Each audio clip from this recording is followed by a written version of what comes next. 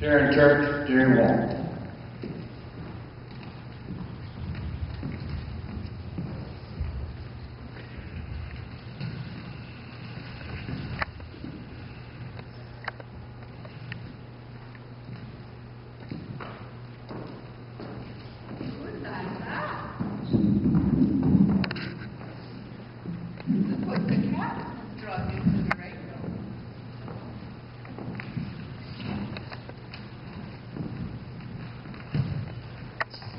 Oh, Miss Veronica Saloon, you're a sight for sore eyes.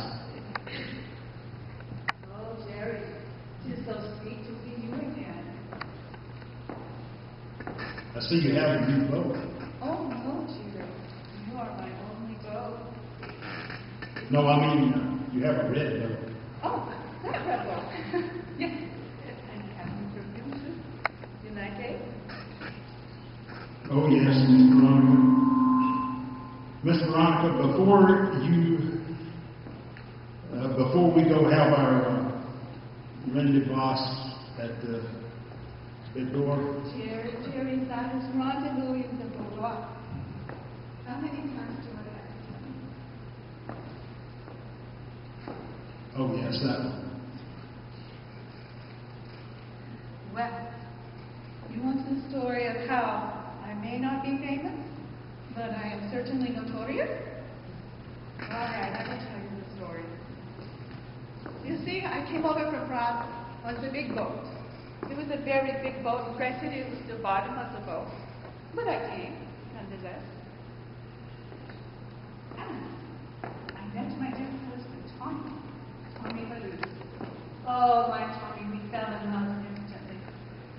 It was love at first sight. And Tommy wanted nothing more than to go out to Colorado and become a rancher. So we saved all our money. We put all our belongings together. We made the journey to Colorado.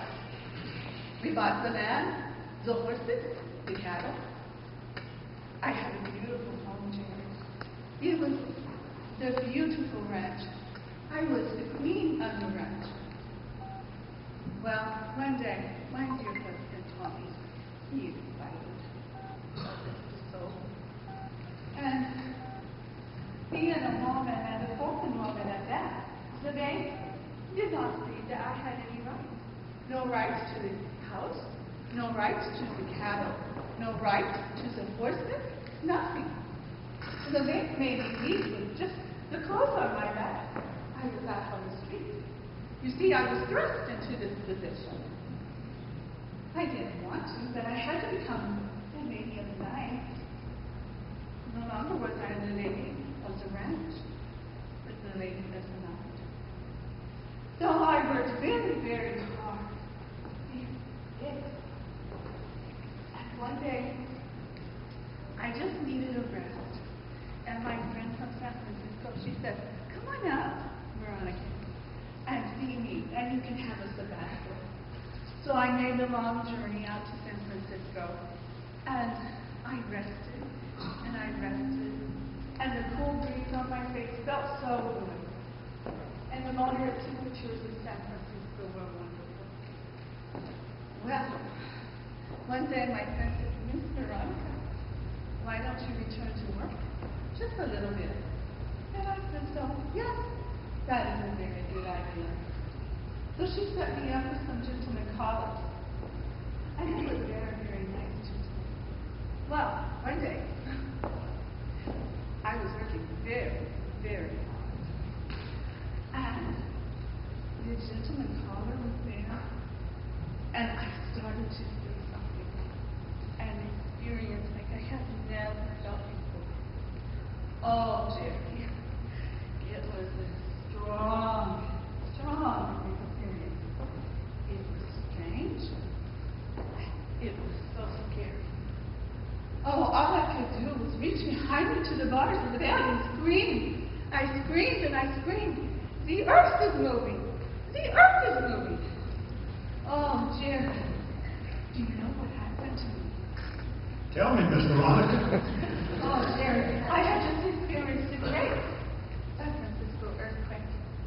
And my gentleman caller, he was totally oblivious to anything got up, put on his boots, and said, "Thank you, Miss Veronica, and you are welcome."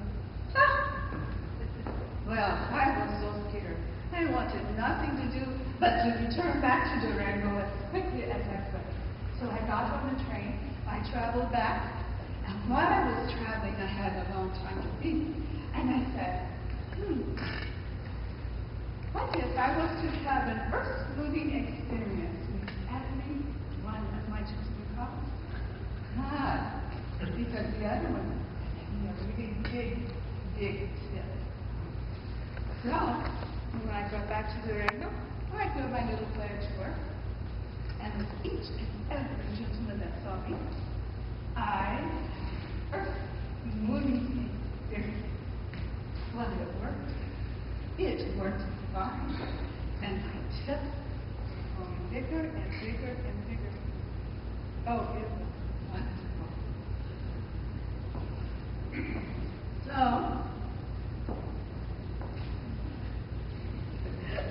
that is why I may not be famous, but I am certainly notorious. Yes, you are, Miss Veronica. Now shall we ring the boss at the boudoir? Jerry. How long do you have to be with me before you get that it is rendezvous in the boudoir? Shall we? No. Oh, well, you know, I was uneducated and I was unskilled, but I am no longer uneducated. That is correct. I can say "hey" first in 3 different languages. Which language would you like, Jerry? English will be fine with me. Hey first. You're so hot, my microphone's going off. Jerry.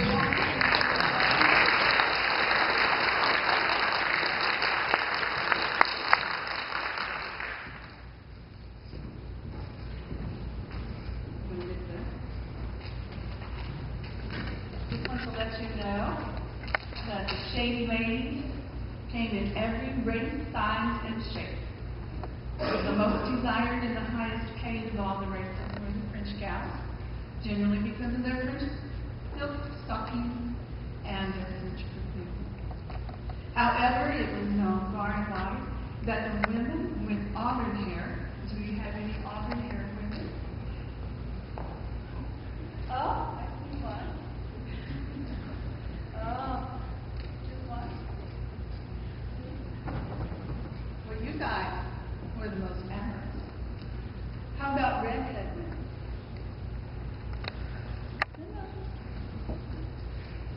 Oh, you guys were the most passionate. These ladies were called names such as soiled doves, painted ladies, ladies of the night, fallen women, sporting women, scarlet ladies, ladies of easy virtue, ladies of ill fame, calico queens, horizontal experts, purveyors of pleasure, bearers of the half world, and brides of the multitude, just to name a few. Name changes were very often common. They had names like Big Nose Kate, Madam Mustache, Chicago Joe, Sweet Annie, Wicked Alice, Molly Bedat, Rowdy Kate, Rosa the Cimarron, and Diamond Tooth Lil, and my personal favorite, Trixie. Trixie was billed as a 6-foot, 280-pound, heavenliness lump you've ever seen in pink tights. I bet she was. No matter what they were called, they were there for the taking, and they were taking all they could get. Because, as you can imagine, this was not a lifelong career. They plied their trades in mining towns, cow towns, logging camps, large cities, and small towns. They outnumbered the decent women 25 to 1. And those proper ladies ignored their existence.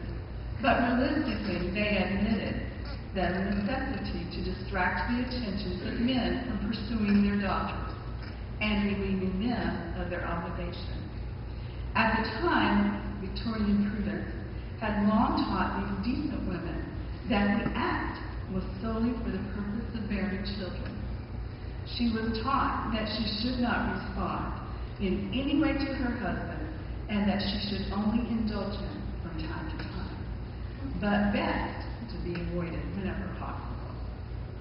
Many women entered this occupation because they had little choice. Being abandoned, stranded, or the death of their husband, they found that they just had no other skills. They were usually poor, uneducated, and from broken homes. Others were the daughters of prostitutes. But the saddest of all were those that were seduced or sold into the trade. Now, I know you're sitting there wondering, what about birth control? Well, there were forms of birth control. They ranged from literally anything that you can imagine. But the form that I find most fascinating was their monthly cocktail of a liquid called bluing. I'm sure most of you have heard of this bluing. You've used it in your laundry, or you know a precious little saint that has tinted her hair with it. If they used just enough monthly, drank it, it would cause sterilization. If they used more than just enough, it would cause death. Women on the line were often in peril of picking up tuberculosis, which was called consumption, or sexually transmitted diseases, usually syphilis. Often these women faced violence and turned to drugs and alcohol as a means of escape. Opium, laudanum, and morphine were the drugs of choice. Unfortunately, in many cases, doctors often were the ones that started the girls on the drugs in order to better control them and so that they would not make so many calls for them. I'd like to thank you for your attention, and I hope I have opened your mind to a way of thinking on a subject that most of us have never given a second thought about. I'm going to close with a poem titled The Sisters of the Cross of Shame. Sisters of the Cross of Shame, they smile along the night. Their houses stand with shuttered souls and painted eyes of light. Their houses look with scarlet eyes upon a world of sin, and every man cries, woe, alas, and every man goes in. The sober Senate meets at noon to pass the woman's law. The portly churchman vote to stem the torrent with a straw. The sister of the cross of shame, she smiles beneath her cloud. She does not last till 10 o'clock, and then she laughs too loud. And still she hears the throb of feet that on the scarlet scared, and she still dons the cloak of shame that is not only hers to wear. The sons of saintly women come to kiss the cross of shame. Before them in another time, there were the fathers came. And no man tells his son the truth, and no man dares to tell. And innocence goes laughing through the little doors of hell. The sisters of the cross of shame, they smile along the night, and on their shadowed windowsills, they place the scarlet light. They place the scarlet light to draw